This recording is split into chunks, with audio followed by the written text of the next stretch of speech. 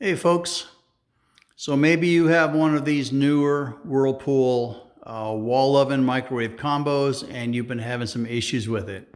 Now you can go into the menu and look at the diagnostics error codes and it will give you some codes, but it doesn't really do anything for you. So I'm going to show you how to get into the menu that they don't talk about. So I had a problem with this one where the heating element in the oven wasn't coming on, and this thing's only a couple years old. I haven't used it that much. And I thought, okay, maybe the oven's bad, maybe the board's bad. Well, there's one board in this oven that I looked up and it's almost $1,000 for the board. I mean, it's ridiculous. So I got into the service menu, the real service menu. I did a reset and everything came back to life and it works like it's supposed to. So I'm going to show you how to do that right now. Super easy. So go to your screen and go into your settings and then scroll down to the bottom and go to info and go into service and support.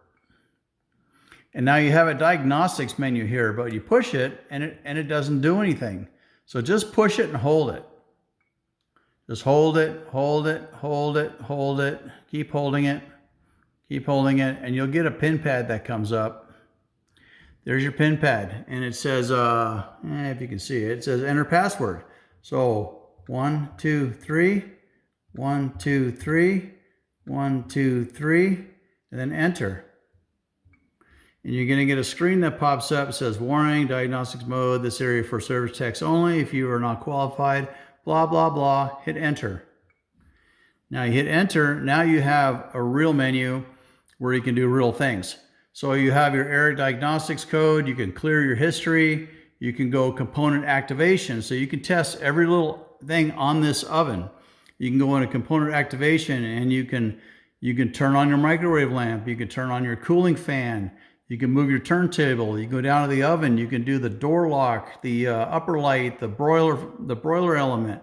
You can just operate each component individually to see if it's working or not.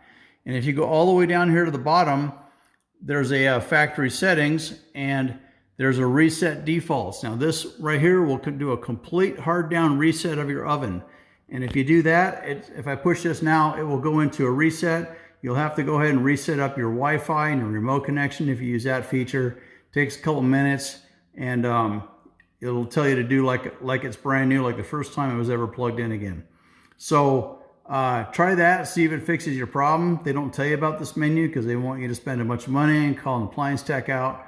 But it worked for me. It fixed all my issues, and I saw a lot of issues on these ovens, but nobody has any idea how to get into this menu and fix it. So try that. Hopefully it works for you.